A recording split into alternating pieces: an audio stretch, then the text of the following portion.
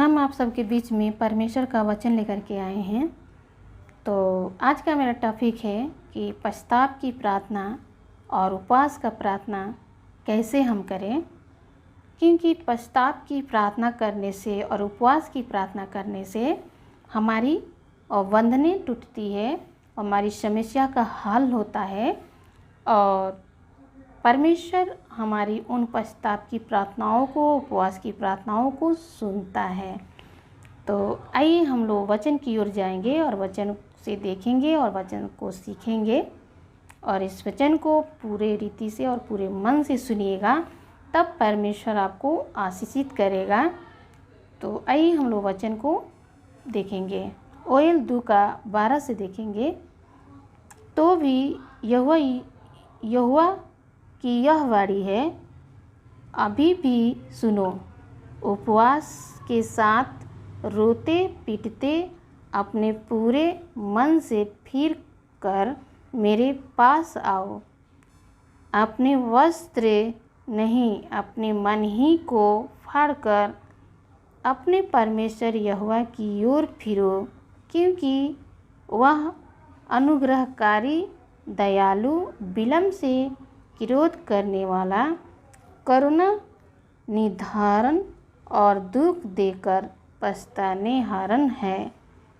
क्या जाने यह फिर कर पछताए और ऐसी आशीष दे जिससे तुम्हारे परमेश्वर यहोवा का अन्न बलि और अर्घ दिया जाए। परमेश्वर का वचन कहता है कि क्या करो, तुम पश्चाताप के साथ, यहाँ पर करें कि उपवास के साथ रोते पीटते अपने मन से फिर कर मेरे पास आओ। परमेश्वर कहते कि रोते, उपवास के साथ रोते और पीटते अपने पूरे मन से मेरे पास फिर कर आओ। अपने वस्त्र ही नहीं, अपने मन को फाड़ कर क्या करो, पूरी रीति से अपने परमेश्वर की ओर जब आप फिरते हैं तो परमेश्वर क्या करते हैं, आप पर अनुग्रह करता है, आप पर वो क्या करता है, वो दया करता है।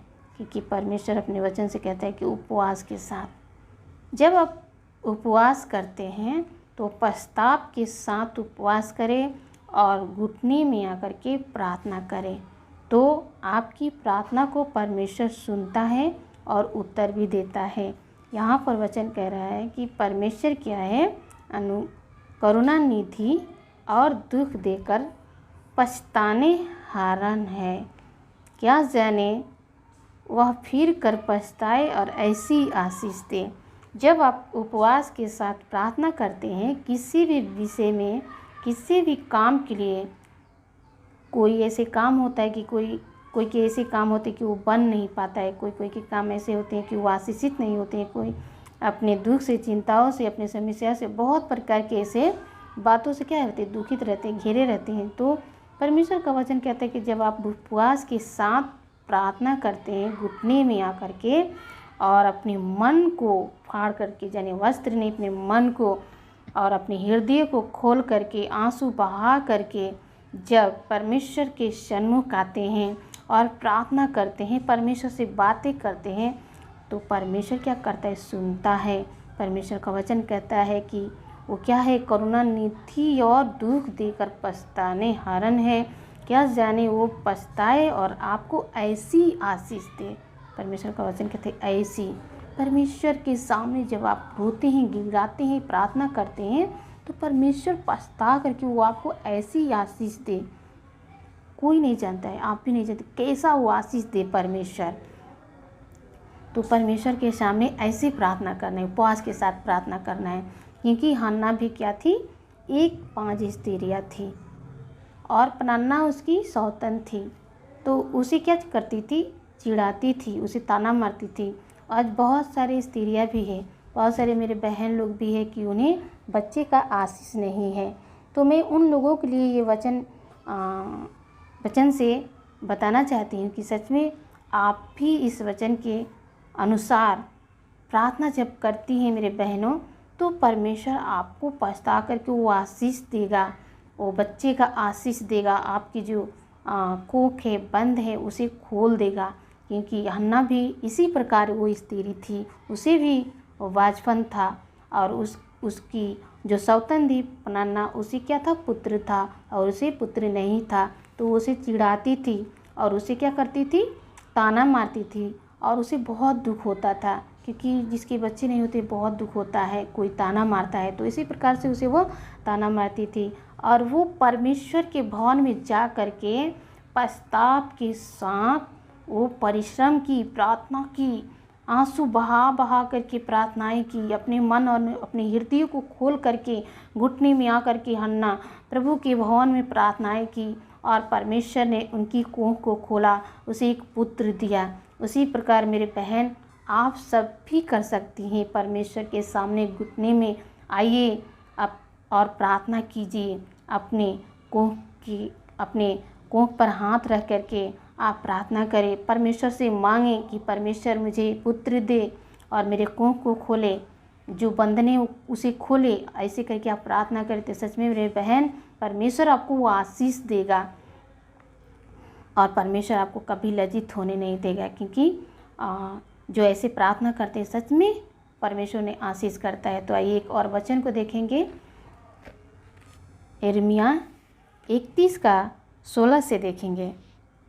यहोवा यूँ कहता है, रोने पीटने और आंसू बहाने से रुक जा, क्योंकि तेरे परिश्रम का फल मिलने वाला है। तो मेरे बहनों, अगर आप परिश्रम करती हैं प्रभु में, तो प्रभु सच में आपकी कोखों को खोलेगा और प्रभु आपको बांझपन को दूर करेगा और प्रभु आपको एक पुत्र देगा। सच में मेरे बहन, प्रभु का वचन कहता है कि रोने और पीटने और आंसू बहाने से क्या कर, रुक जा, क्योंकि तेरे परिश्रम का फल तुझे मिलने वाला है। जो प्रभु में परिश्रम करते हैं सच में उनका परिश्रम व्यर्थ नहीं जाता है। सच में मेरे बहन, आप सबको परमेश्वर से मांगने की ज़रूरत है, परमेश्वर के निकट आने का ज़रूरत है, परमेश्वर के पास रोने की ज़रूरत है, अपनी बयां उससे कहने का ज़रूरत है, अपनी दुखड़ा परमेश्वर से सुनाने का ज़रूरत है। जब आप आंसू बहाते हुए परमेश्वर के भवन में आते हैं, घुटने में आकर प्रार्थना करते हैं, तो परमेश्वर आपकी उन आशीषों को खोल देगा और परमेश्वर आपको आशीषित करेगा। क्योंकि जो वचन में लिखा है कि सच में पश्चाताप के साथ और उपवास के साथ जब आप प्रार्थना करते हैं तो परमेश्वर आपको आशीषित करता है। तो परमेश्वर इस वचन से आप सबको आशीष दे।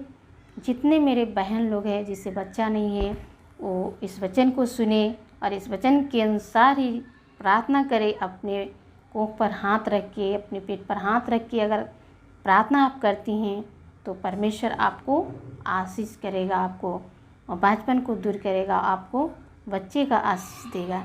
तो सच में मेरे प्रिय भाई बहनों, इस वचन से प्रभु परमेश्वर आप सबको आशीष दे, ब्लेस करे, हीलिंग करे। क्योंकि सच में जो बहन लोग होती है, जो उन्हें बच्चे नहीं होते हैं, बच्चे का आशीष नहीं है, तो शैतान क्या करता है, शैतान उन्हें एक बंधन से बांध कर रखता है, उनकी कोख को बांध देता है और वो क्या करती है, बच्चे नहीं जन्म दे पाती हैं। तो सच में आपको परमेश्वर के पास आने की ज़रूरत है मेरे बहन और भाई। आप लोग परमेश्वर के पास आए, प्रार्थना करें और इस वचन को सुने। परमेश्वर आप सबको हर एक समस्याओं को हल निकाले और इस वचन से आशीष करे। और मैं आप सबसे कहती हूँ कि जितने नए हैं मेरे चैनल को सब्सक्राइब करें, लाइक कमेंट शेयर करें और बेल आइकन को दबाएं कि मेरा वीडियो आप तक पहुँचने पाए। सबको जय मसीह की।